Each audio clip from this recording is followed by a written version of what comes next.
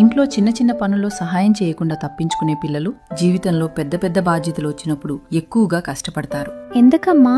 చూడు, నేను నిన్ను చేయమని చెప్పే ఈ పనులు జస్ట్ పనులు కావు, అవి నీ జీవితాన్ని స్లోలీ షేప్ చేస్తున్నాయి. అదెలా అమ్మా?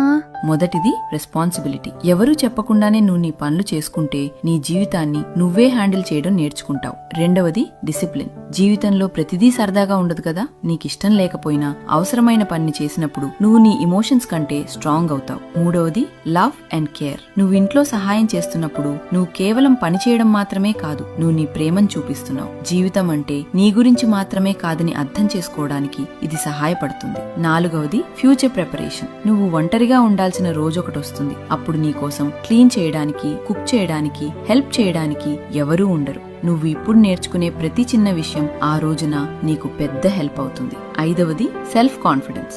నువ్వు పనులు నేర్చుకుంటూ నీకు నువ్వు చేసుకుంటూ ఉంటే నీ మీద నీకు నమ్మకం పెరుగుతుంది. నేను చేయగలను అనే ఫీలింగ్ నిన్ను జీవితంలో చాలా దూరం తీసుకెళ్తుంది. అందుకే నెక్స్ట్ టైం నుండి హెల్ప్ అడిగితే కంప్లైంట్ చేయకు, నవ్వుతూ హ్యాపీగా ఆ పని బాగా చెయ్యి. సరే అమ్మా, నాకిప్పుడు అర్థమైంది. Thank you. ఆల్వేస్ రిమెంబర్, చిన్న అలవాట్లు పెద్ద జీవితాన్ని నిర్మిస్తాయి.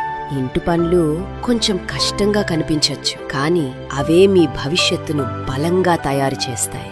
ఇవాళ మీరు చేసే ఈ చిన్న సహాయం రేపు మీ జీవితాన్ని సులభతరం చేస్తుంది. కాబట్టి ఈ రోజు నుంచే మీ అమ్మా నాన్నలకు చిన్న చిన్న సహాయం చేయడం మొదలుపెట్టండి. ఈ వీడియో మీకు నచ్చితే ఒక్కసారి మీ పిల్లలతో కలిసి చూడండి. వాళ్ళకి కూడా ఈ చిన్న అలవాట్ల గురించి చెప్పండి.